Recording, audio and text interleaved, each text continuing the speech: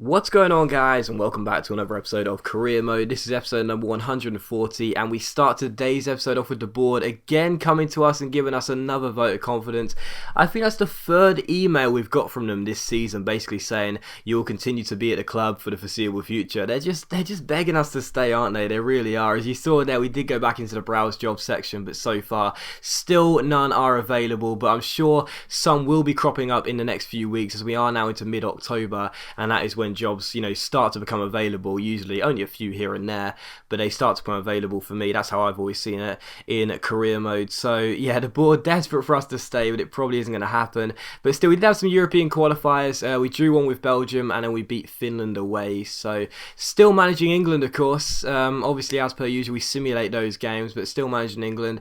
Nice to see that we are able to call up some players and basically just check their overalls, because I absolutely love to do that. Just check those overalls, never mind about the scouts, and see how good they are. But regardless, we took on Swansea for the first game of today's episode here as we travel to Wales to take on Swansea. Of course, we just beat a Welsh side in the last game. We beat Cardiff by 2-1 the Hawthorns there, and we are on a run of 3 consecutive wins, so looking to make it 4 wins out of 4 here as we do travel to the Liberty Stadium. And the first chance would fall directly from kickoff, but it would go to the home side. Dyer going down this right hand side, and Diabate's strike catching Joe Hart out from range, but thankfully for us it hits the bar and we get the ball away. So what a goal that would have been by Diabate. Thankfully though, it was still scored. It's been the 40th minute. Swansea are on the ball with Pritchard Ellis finding Davy Klaassen inside towards Diabate, and again it's Joe Hart having to make the save there. Really good stop as Diabate causing us problems, but thankfully it was still goalless. But in the 41st minute again, it's Diabate going close, this time after a silly pass backwards from me, and the shot from the striker goes just wide of the post and behind for a goal kick. So in the first half it was all Swansea.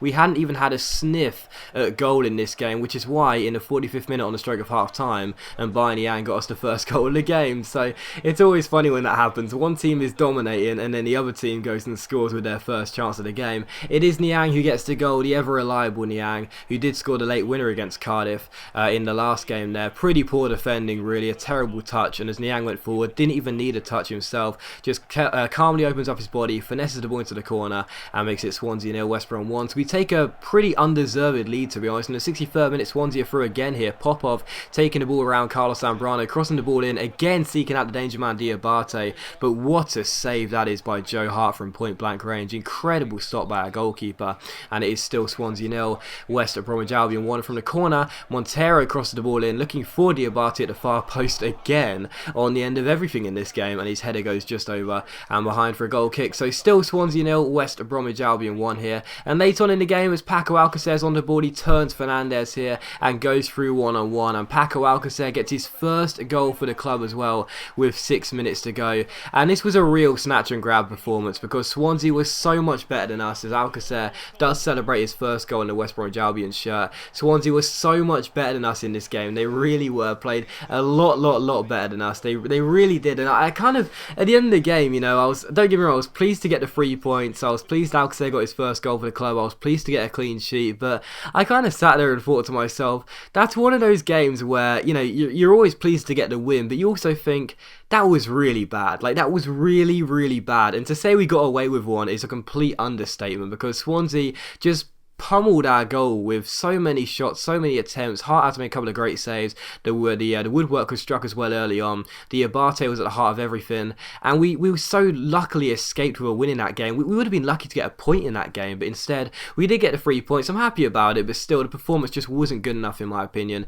I was pleased to extend the win streak to 4, but still not good enough. But we took on WOLFSBURG here for the second of 3 games of today's episode here. The German side coming to take us on at the Hawthorns in our Champions League group. Of course, 1 draw and 1 win so far, and the first chance did fall to us early on. Niang smacking the bar in the 5th minute and almost giving us the lead here, but unfortunately he could only hit the woodwork and it was still 0-0. And just a few minutes later, the German side having their first chance of the game, Kevin De Bruyne finding Mitroglou, and the Greek shot goes just over the bar. So really good attempt there by the former Fulham man, but it was still 0-0. And in the 15th minute here, Jordan Henderson's on the ball for us. Really good chance for us to take the lead as Wayne Rooney slides a great through ball into Di Maria, takes on Sebastian Young, beats beats him, gets himself inside with heel-to-heel flick and shoots, and it goes just wide and behind. So still 0-0 in this game, but lots of decent chances early on for both sides. And here was another great one here as Wayne Rooney tries to flick the ball over Felipe's head. It is cleared away, but we win it back with Jordan Henderson, heading it to Wayne Rooney, playing the ball through towards Mbanyang here, going through one-on-one, and what a save that is by Benaglio on the one-on-one. Brilliant stop there. I thought for all the world Niang was going to open the scoring, but it was still goalless, and from the corner it's crossed in. Sane goes for the header, it's cleared away, and it comes to Walcott. Walcott has space to shoot and does so, and again Benaglio with a big save, and WOLFSBURG clear the ball away as Carrillo is ended up getting a book in for a foul there. So still 0-0 in this game, and really nothing else happened there until the 90th minute in stoppage time as Carlos Zambrano pushed further up the pitch here, plays the ball through towards Niang. A great chance for us to win the game with the French striker, but unfortunately for us his finesse shot goes wide, and that was one of those moments where I watch it back now and I was thinking to myself at the time, yep, this is a really good idea. I'm just going to curl it into the far corner. I think now, why didn't I just blast it in the near post when I was running through one-on-one? Would have been a really simple goal, but 0-0 was the final score. So disappointing not to score in that game. The win streak does end at 4, but the unbeaten streak goes to 5, and it was just one of those games where you take the positives. You know, kept a clean sheet against a very strong side and didn't lose the game, and we're still unbeaten in the Champions League. Still following that, we had a game against Watford here in the Premier League at the Hawthorns, and I actually decided to simulate this one,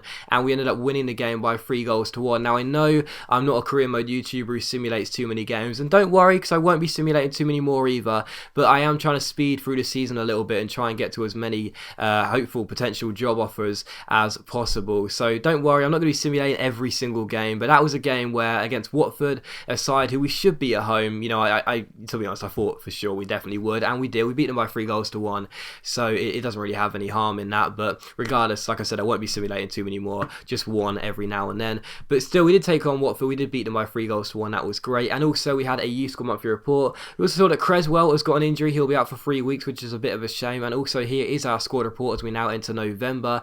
As you can see, the team is looking so strong. So pleased to see Kevin Savania hitting an 80 as well. Really pleased with that. Di Maria up to an 88, and Mbanyang is up to an 85. Get in, look at those stats, absolutely crazy. And yeah, the whole team is looking really, really good. If we do leave the club, which we probably will do in the near future, I have to make sure I take Mbanyang with me, and probably Kevin Savania as well, as he does have the potential to be special. But as you can see by the league table as well, we're 3 points clear with 9 games in, with 23 points, and we are still unbeaten as things stand. And also as well, I've been reading the comments over the past few episodes. Someone, and I apologise for not remembering your name, someone commented and said I've, well, virtually in the game, I've beaten Arsene Wenger's record for the longest unbeaten run consecutively, which is something like 47 or 48 games in the Premier League. That's absolutely crazy, isn't it? But still, following out, we had a game against Manchester United here in the Premier League, and as we travel to Old Trafford, Di Maria will be facing his old teammates, and more importantly, Wayne Rooney would be returning to the ground. He spent so many years out, over a decade worth of football at Manchester United. So as you do take on Manchester United here, it was going to be one of those big games in the Premier League which you really want to win, especially away from home. And the first chance would fall very early on in the 26th minute here as Theo Walcott, our right back, collects the ball from Joe Hart's goal kick. He finds Jordan Henderson, who chips it over the top towards Mbanyang, who takes it around Marcos Rojo and shoots, but David De Gea makes a very good save and then denies his former teammate Wayne Rooney from getting his first goal against his former club there. Very good save by De Gea, a great double stop, and it was still 0-0. And to be honest, not much was really happening in this game until just past the hour mark as Andre Carrillo goes down the left hand side, takes on the former left back for Southampton, Luke Shaw, gets himself inside, gets tackled, but it comes to Savanier, back out wide to Ricardo Rodriguez, inside to Carrillo, who gets taken down with a rash challenge there by Marcos Rojo, and the referee gives a penalty. Was it Rojo or Cleverly? I can't remember now. It was a definite penalty regardless, and you know, Cleverly can have his complaints, but the fact of the matter is, you know, that is a definite penalty. When you're going in from behind like that, that is a definite penalty. So penalty to West Bromwich Albion here with 65 minutes on the clock. It is going to be the ever reliable Mbanyang. Only missed one penalty in a West Bromwich Albion shirt. That was in the Champions League final actually against Real Madrid, even though he did tuck in the rebound. So definitely fancy your chances of scoring again here. It's Mbanyang against David De Gea. Niang stands up, but De Gea comes out on top, saving the ball with his legs, turning the ball behind. Carrillo then crosses the ball in, and Di Maria's header goes wide and behind for a goal kick, and it is still goalless. So David De Gea saving the penalty. It's a rare penalty save. Penalties aren't saved very often in this year's FIFA, but a rare nice penalty save. If anyone can do it, it's David De Gea, and it is still 0-0. So De Gea with the save there, Niang must have been absolutely devastated to miss that penalty there, as he's so reliable from the spot usually. But 15 minutes from the end, Santiago Grillo hangs the ball up towards Lukaku at the far post, and the former Everton and Chelsea man and the former Anderlecht man, and also spent a loan spell at West Bromwich Albion as well, almost scoring there, but unfortunately for him it did go wide and behind for a goal kick. So still United 0, West Bromwich Albion 0. From the goal kick, after substitutes were made, we played the ball forward towards Mbaye Niang, who takes on Marcos Rojo, beats him with a Ronaldo chop, then a roulette, and well, in the end he may have missed a penalty, but Mbaye Niang has the last laugh, because he makes it United 0, West Bromwich Albion 1. And he does finally get his name on the score sheet. So Niang with a nice little goal there, quick little Ronaldo chop into a roulette. Thought I did to one skill too many there, but the shot was absolutely emphatic, smashing it past David De Gea and making it United 0 at West Brom 1. And surely the game was over. Well, in the 86th minute, as we pushed too many bodies forward on a counter, United came forward themselves. Luke Shaw sliding the ball into Marcos Rojo, and the Argentine was denied by a great save by Joe Hart. And as you'll see, we did hold on for the win. So a massive 3 points at Old Trafford. Niang's redemption after missing the penalty was scoring that fantastic goal, and another big win for us in the Premier League. So as always guys, a big thank you for watching the video. I really do hope you have enjoyed it. If you have enjoyed today's episode of Career Mode, then please do leave a like, and I'll see you for the next episode of Career Mode very soon.